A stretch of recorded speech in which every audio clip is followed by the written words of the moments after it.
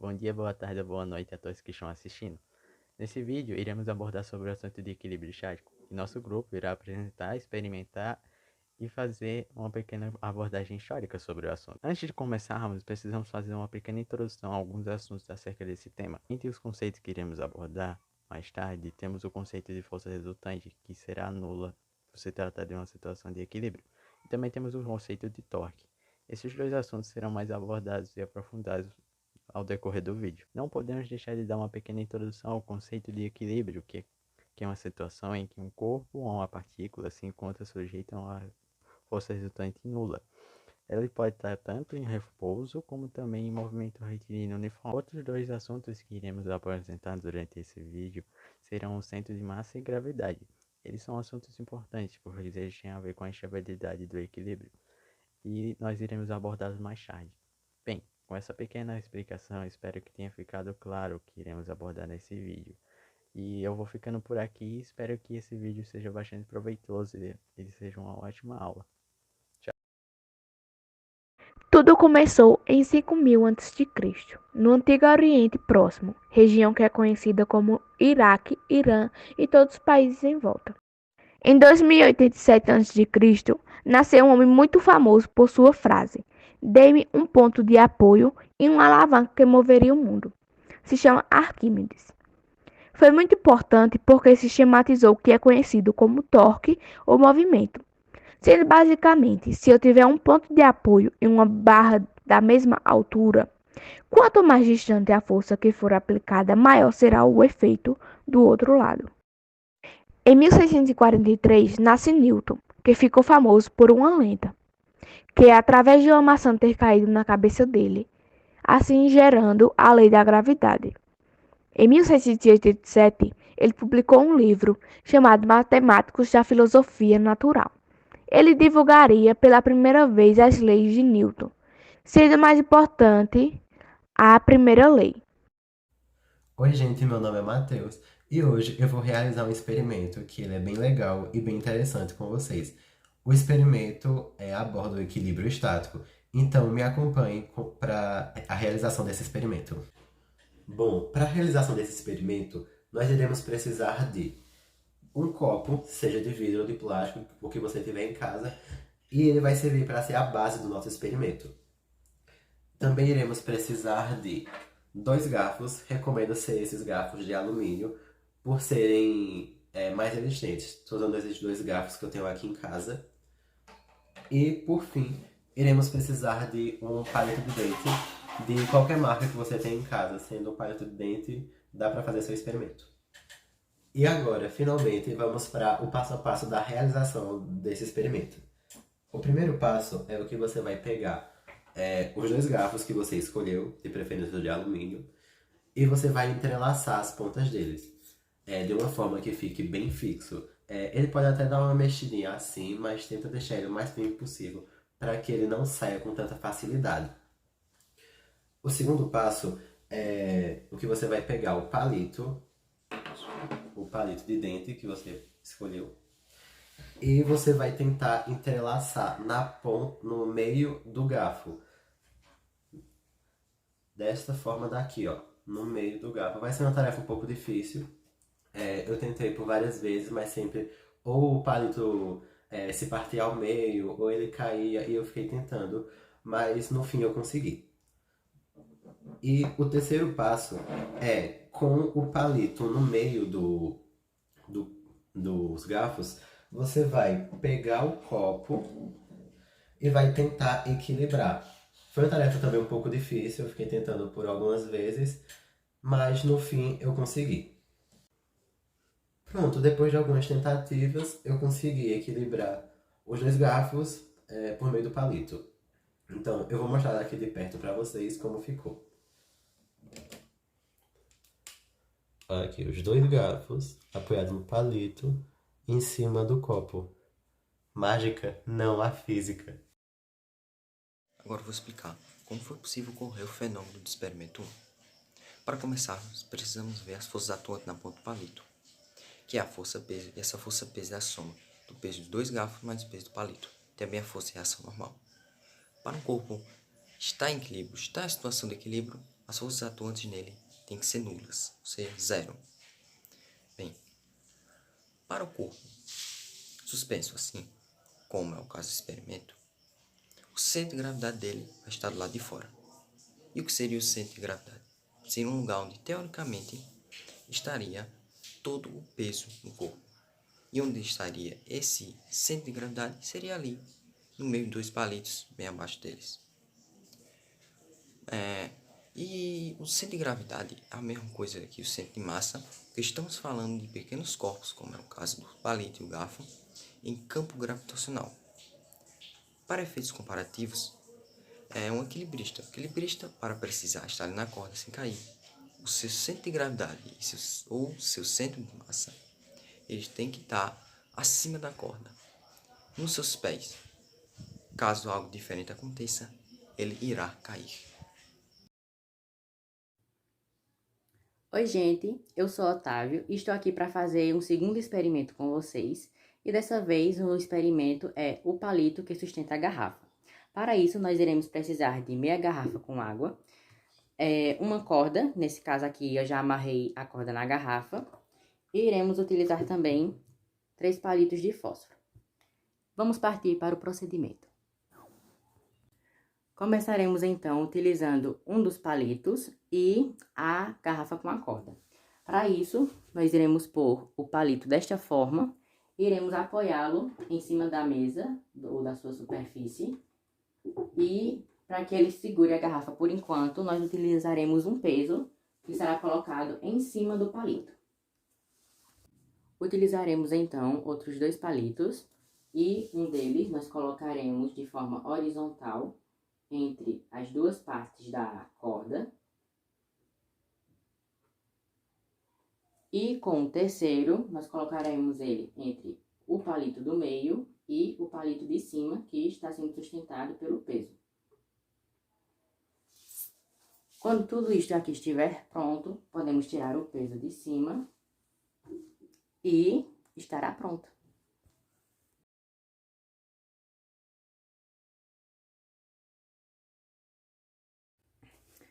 Então, como é que isso se aplica ao equilíbrio estático? Bem, primeiramente, a gente tem que a corda, ela faz força sobre o palito que está no meio. E isso acaba deixando ele estável, porque as cordas fazem uma força entre ele, que faz com que ele fique de forma estável.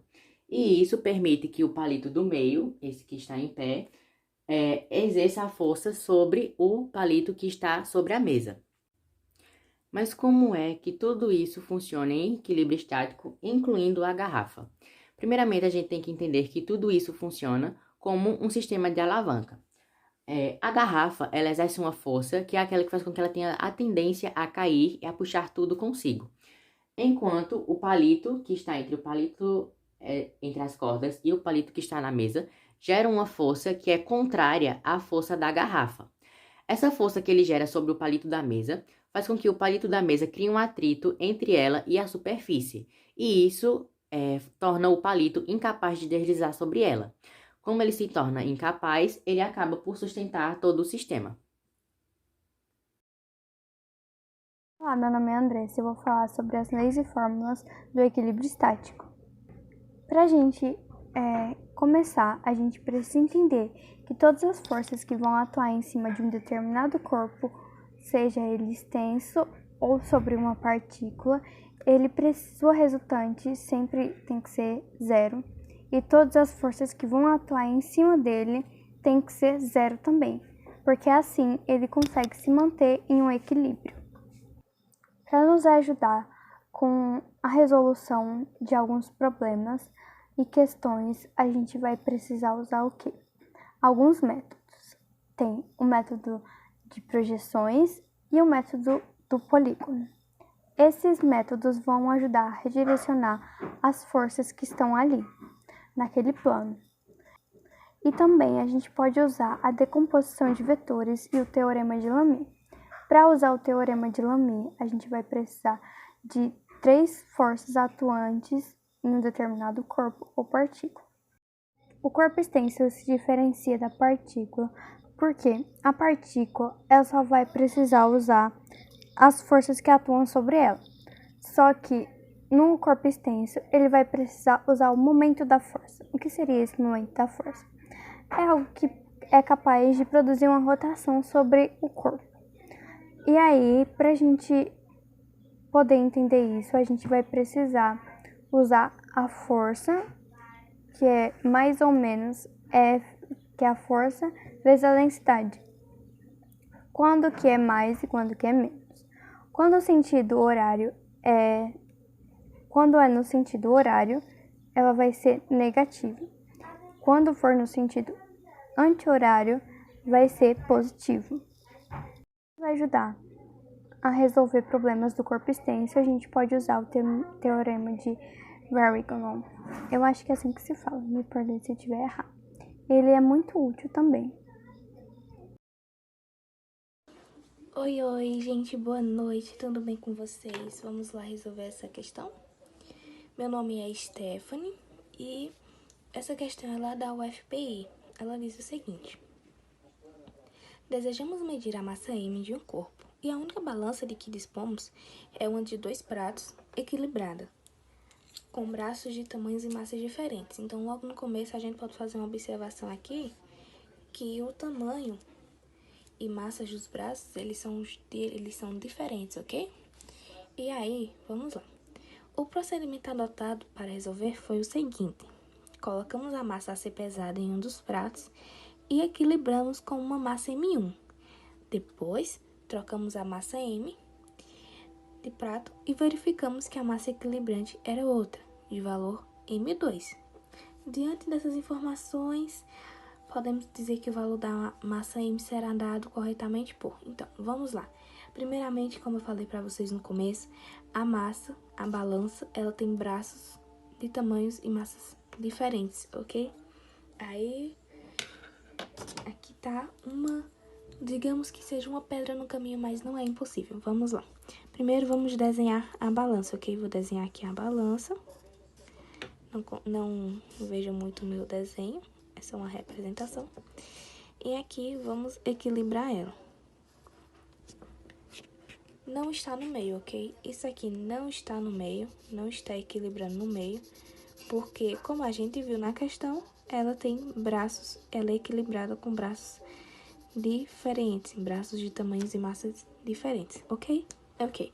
Agora vamos distribuir os corpos. Vamos lá. Corpo 1 para equilibrar com o corpo 2, certo? E agora? Agora, a gente vai fazer a distância. Essa distância, ela é menor, chamada de Dzinho. A distância maior é chamada de Dzão. Até aí, tudo bem? Vocês compreenderam? Vamos lá. Agora, o que é que a gente vai fazer?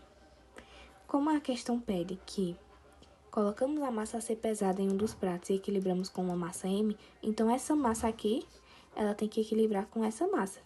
E aí, como é que a gente coloca? Vamos colocar um M aqui e vamos equilibrar com o M1.